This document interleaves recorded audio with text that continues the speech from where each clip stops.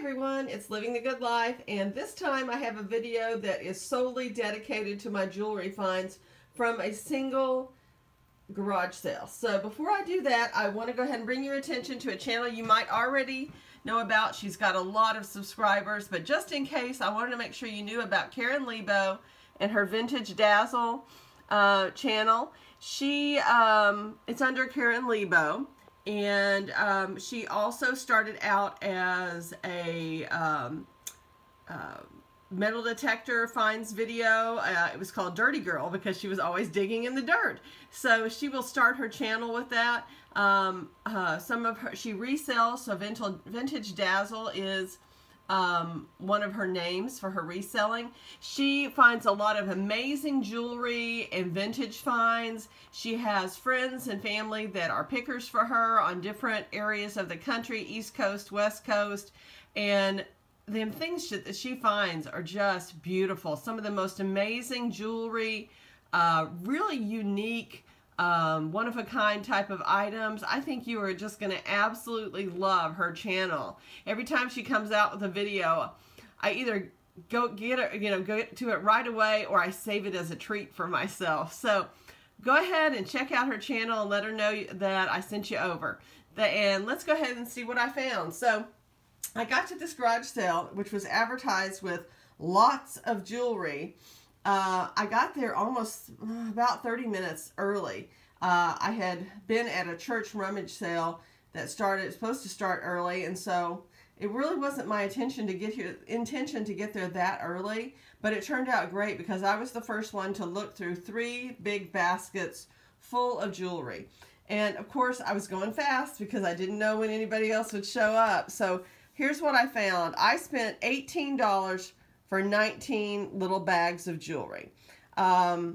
Let's go ahead and see this first. This was unique. Here's what it came in. It was in this box, and it wasn't in the baskets of jewelry. It was sitting over on a little table, like they were still putting things out. And here there we go. Okay. And it had this note in there about being a Y necklace. And I'm going, I think that this has nothing to do with that note.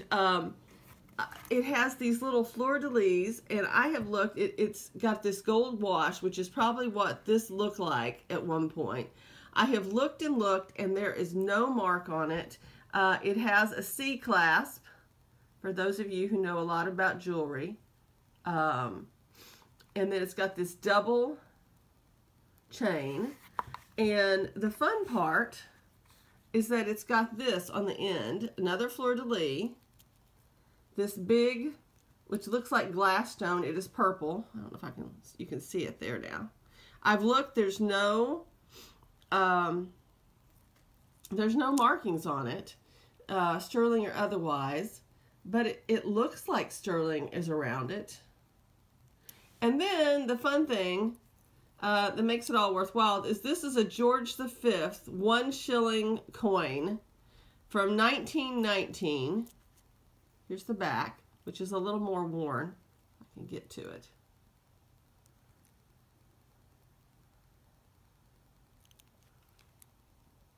There we go. But I thought these are solid silver at this stage in British history, so good to know. So that was $1. I couldn't believe it, but that's what I got. There was also this little bracelet, this Native American bracelet. It is marked sterling in words. So that was fun. Looks like it's from the 1970s. And then I got this pendant. It originally had $5 on the bag. She said everything's $1 unless it's marked otherwise. But I go up there and I never saw the price sticker, and we're counting the items. And I go, oh, $5. She goes, oh, you can have it for $1. I said, okay. They were getting ready to move, and she just wanted to get rid of stuff. So a little turquoise, and it feels rough, a little bit rough right there. So I'm thinking it's real turquoise, and it looks Native American. But there's no maker's mark anywhere on this. So that was $1. I got these earrings, and at first I was just throwing them back. And I thought, oh, that's nothing. But it does say $9.25 right here. So I went ahead and picked those up for $1 as well. Here was a big one. I was surprised. I thought, huh, it almost looks like it would be costume, but it does say 925 up here. And if I look at it real quick, I can tell you what it says. 925, either CFJ or GFJ. And I don't know, it almost reminds me of abalone in there. So here's kind of a close-up on the mark. Same price as the other. This was also a big cross as well, and sterling silver, and it is marked here. Whoops.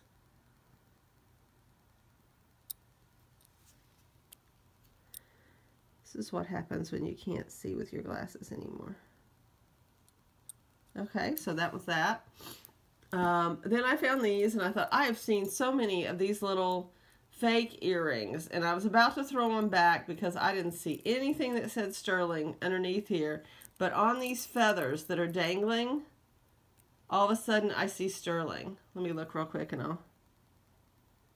Well, it's not even on that pair. It must be on this other pair. So that's another thing, is look at both earrings, because sometimes they're not even marked. So there it is, sterling, only on one of these feathers in the whole set. So it made it really worthwhile to go ahead and get those with the little piece of real turquoise in it. I also found this. This was with the other box in the garage, and this is a very heavy, it's like 26 grams of sterling. It's a long chain, and it was obviously somebody's Christmas present, and it was $1 as well. I found this big pendant. It is very heavy, and it is marked 925.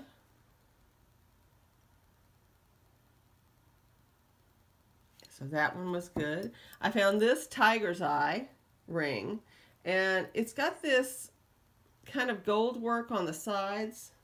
I'm trying to find a better, there we go.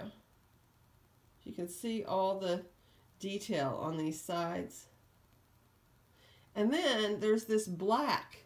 This is all black, and it's not black due to tarnish. It's a black texture. And there is a little nameplate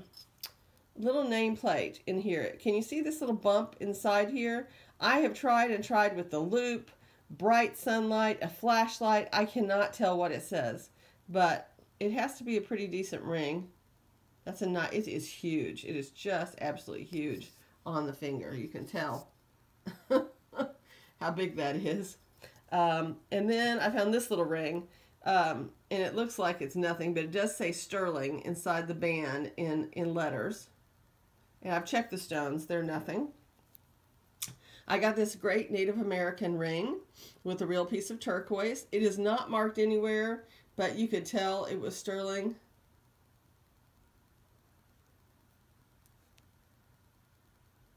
Again, $1. Found one more ring. Here it is with these stones. It looks like this is mother of pearl. Don't know what that is. And then marcasites. And it is marked inside. Let me look at it real quick. Oh my. And it says 925, but it's got like a M something. It's in script. So that's what that is. And then I got this watch, and I thought, okay, always look at these little watches, because they could be real gold, real diamond, and I've been looking and looking because I see other people's channels, you know, that they find these little gold watches. But finally, 14K. Let me see what else it says. Bulova. So 14K Bulova watch, and I did test these. These are diamonds. But I look, somebody has replaced the band, obviously, with this cord. And I think they saved the safety chain, which was another good clue that this was real. But this piece, I've checked it, and it says gold filled, 10 karat. So that was a nice little find. I'm going to have to see if it works. I got this, and I'm not real good about all my Native American jewelry. on which is which, but this reminds me of maybe Zuni. Karen Lebo, that's why I'm dedicating this one to you, because you know all about the Native American jewelry. But this is sterling. And let me look real quick and see if it says anything. No, just S-T-E-R-L. So an older sterling mark. That's that one. There was a little cross in here. And again, oh my, that's hard to see. I think it says GL. I don't know if you all can see that or not. Here's actually another piece. Here's a piece of gold that I found, a letter B. So I snapped that up. It says 14 karat right here. And I think again it's upside down. There we go. And I found this. So Bonnie, F is girl. This is the one I wanted you to look at. It is an Egyptian themed pendant. It has this cartouche with a goddess down here. And on the back, it has the tiniest little markings here that you can see. I have looked with a loop in bright sunshine and I still can't quite make it out. I think if someone was familiar with Egyptian jewelry, they might. This may just be a knockoff from somebody else in an Egyptian theme back when that was a big deal with King Tut the second time. And then I found these two little bits, and this was sterling, and I thought, well, maybe if they're both sterling, it'd be worth it. Well, this is sterling. This does not have any marks on it whatsoever. And I can't remember if I tested that with the diamond tester or not. But anyways, that's what I found today. I hope you enjoyed everything. Please send me a comment. I love to hear from people. And if you like this type of thing, I'd love to have your subscription. Thanks so much. Bye-bye.